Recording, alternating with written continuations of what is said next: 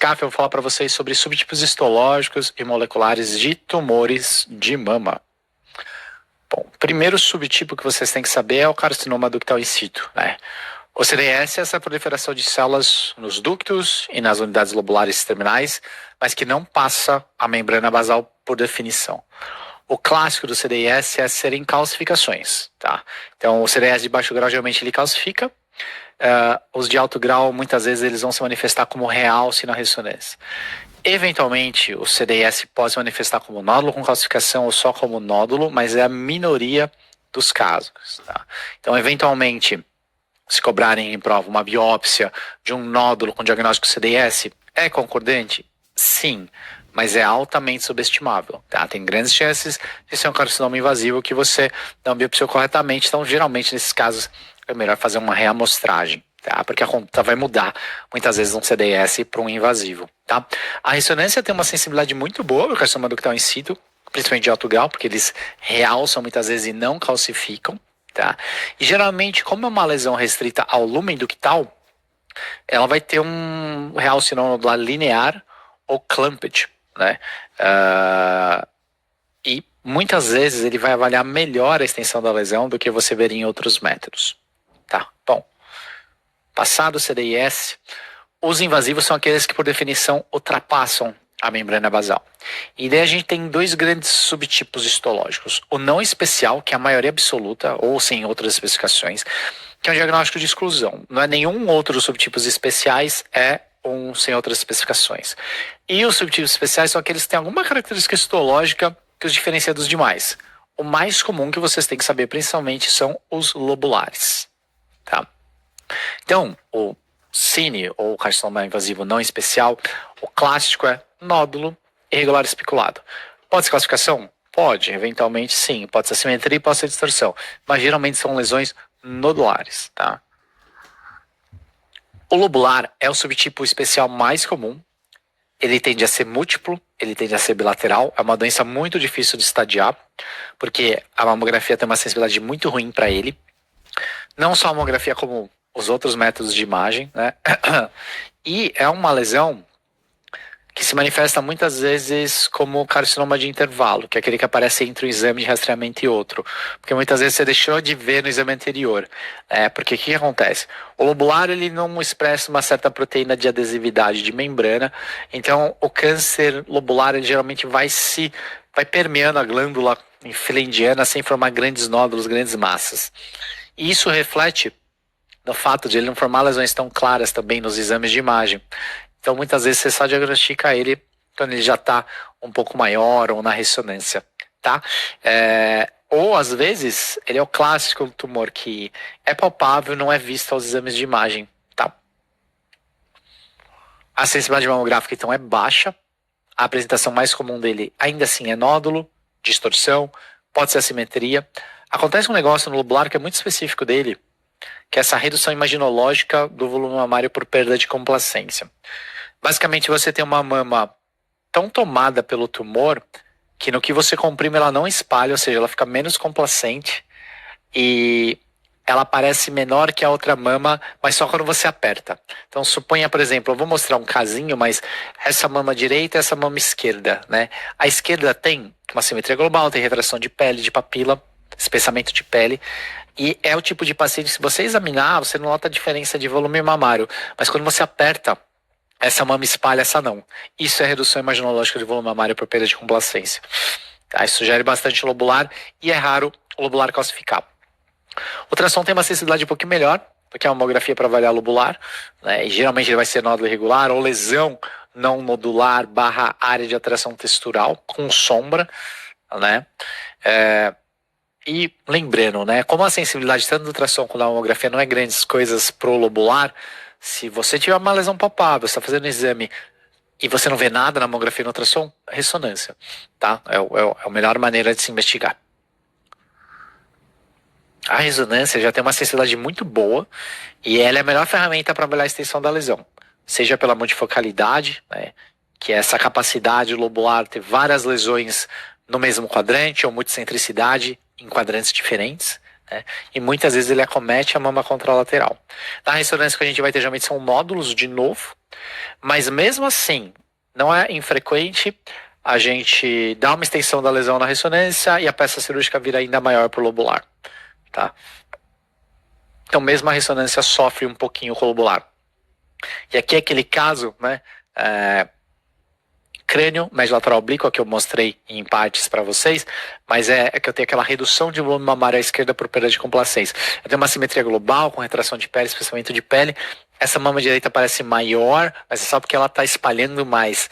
E quando eu coloco no ultrassom, aquela mama esquerda, eu vejo uma lesão não nodular extensa, e na ressonância um realce difuso não nodular da mama esquerda de novo. Tá bom? O mucinoso é um subtipo que é importante vocês saberem, porque é fácil cobrar em prova por imagem, né? O mucinoso geralmente cursa com um prognóstico favorável. É um carcinoma pacientes aí acima dos seus 55 anos. Geralmente são nódulos circunscritos à mamografia, tá? Podem ser microlobulados. No ultrassom, frequentemente eles são mistos, sólidos císticos ou circunscritos, sólidos mesmo. O clássico mucinoso é um tumor que ele tem uma grande produção de mucopolissacarídeos, de mucina. Essa mucina tem um alto sinal no T2. Então você vê imagens com altíssimo sinal no T2, mas nas sequências com subtração elas realçam, né? O diferencial aqui seria o que? Um cisto, mas o cisto não tem realce no meio por definição. O que realça no meio numa ressonância é um nódulo, né? Outra coisa que chama atenção nesse caso é que você não é bem oval e circunscrito, é um pouco irregular essa lesão, né? Então, outro achado que deve chamar a atenção de vocês. Cistos, a gente espera morfologias, imagens ovais e circunscritas ou redondas e circunscritas, tá? Mas então é isso, cuidado com lesões de alto sinal em T2, sempre olhem a subtração para ver se tem realce no meio da lesão ou só um realcezinho parietal de cisto, tá? O mucinoso engana muito, tá? Tubular é um tumor de paciente um pouquinho mais velha, é extremamente indolente, tem baixo grau de diferenciação, tem um crescimento lento. O clássico é uma distorçãozinha, um nódulozinho especulado pequeno, que está ali há muito tempo, ninguém viu, era um falso negativo, e raramente ele calcifica, tá? O metaplásico já é uma lesão de mulheres mais jovens, com prognóstico extremamente desfavorável, que cresce muito rápido. Na mamografia ele tende a ser hiperdenso, redondo ou irregular. De novo, é raro calcificar. No ultrassom ele geralmente é hipoecóico, podendo ser misto sólido cístico, por necrose e por degeneração cística. Tem alto sinal na ressonância em T2, mas bem menos do que o mucinoso, tá? O medular é um tumor que frequentemente são triplo negativos, se associam muito com mutação BRCA1, também acomete mulheres relativamente jovens, tá? Na mamografia já mencionou os indistintos ou circunscritos, que raramente calcificam. Vocês vão ver que esses subtipos especiais mais prevalentes raramente calcificam. No ultrassom, nódulos ovais, microblados com reforço posterior. Na ressonância, geralmente oval circunscrito com realce anelar e umas septações internas. É importante vocês saberem os principais, porque isso pode ser cobrado em prova, tá?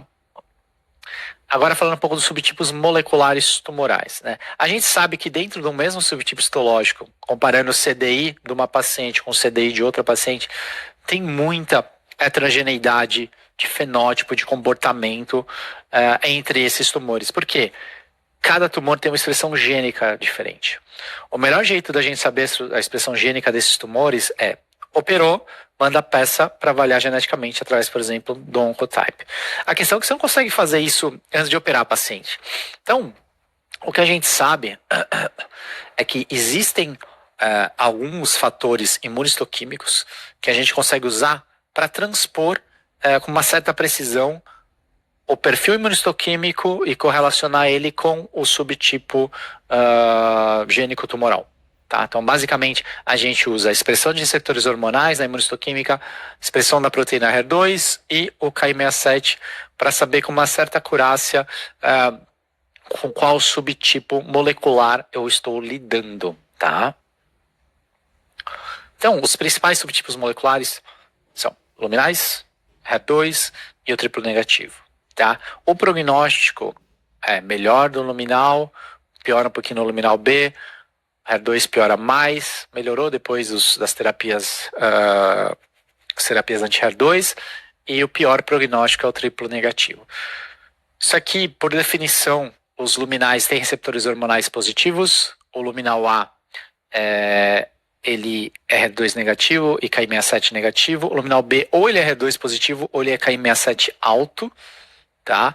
O prognóstico do B é um pouquinho pior, eles têm maior risco de recorrência, são mais multicêntricos, mais multifocais. O HER2 é aquele receptor hormonal negativo, HER2 positivo, Ki67 variável. Eles tendem a crescer mais rápido, tendem a ter muito CDS, classificação associada, tá? E o triplo negativo é receptor hormonal negativo, Ki67 alto, HER2 negativo, é o de pior prognóstico, tá bom? Essa questão de receptor, vocês não precisam saber muito para a prova, o que vocês precisam saber são os fenótipos. Tá? Então, basicamente, os luminais são tumores menos agressivos, crescem um pouquinho mais devagar, crescendo devagar dá tempo do corpo formar a desmoplasia tumoral ao redor deles e formar as espículas. Então, nódulo regular espiculado. Luminal B, muitas vezes é mais multifocal que o A, prognóstico é um pouquinho pior. HER2, lembrar, se associa muito com CDIS. Então, muitos têm calcificações. Tá? Eventualmente, realces não nodulares na ressonância, pode fazer o washout. O triplo negativo geralmente é lesão única, oval, redonda, circunscrita, pode ter um realce anelar, geralmente tem muito edema perilesional, pode simular lesão cística com certo reforço no ultrassom também, tá bom?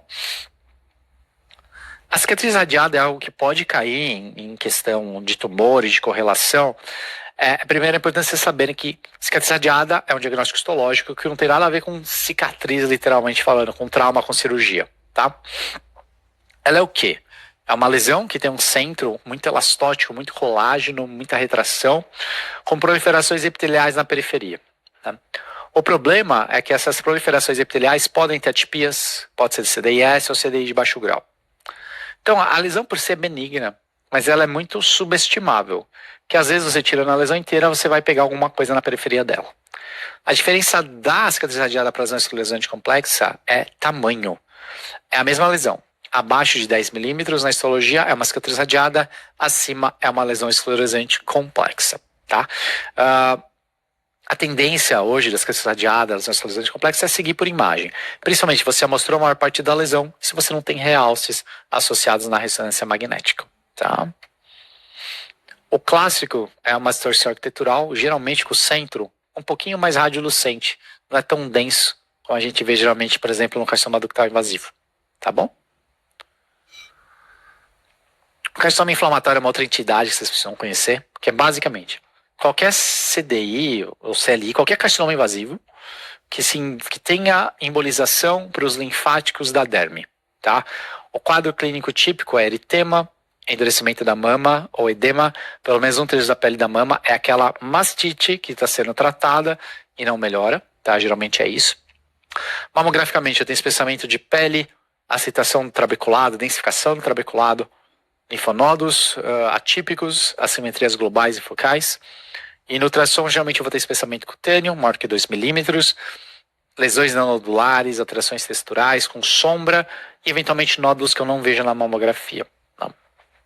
Então, histologicamente, você vai ver esses êmbolos tumorais dentro dos linfáticos. Então, se você está diante de um carcinoma inflamatório suspeita de, você não tem uma lesão subjacente, você faz um punch na pele, que é essa biópsia com uma lâmina circular, e o patologista vai procurar esses êmbolos linfáticos na derme. Tá? Por conta desse comprometimento linfático, o aspecto é de casca de laranja ao exame físico. E aqui é um exemplo extremamente exacerbado, mas você vê uma lesão subjacente, né, um nódulo irregular subjacente com vários satélites, você vê um espessamento cutâneo difuso, você vê implantes pleurais, você vê mamária interna comprometida, tá? Aqui é um caso bem exacerbado de um inflamatório, tá bom?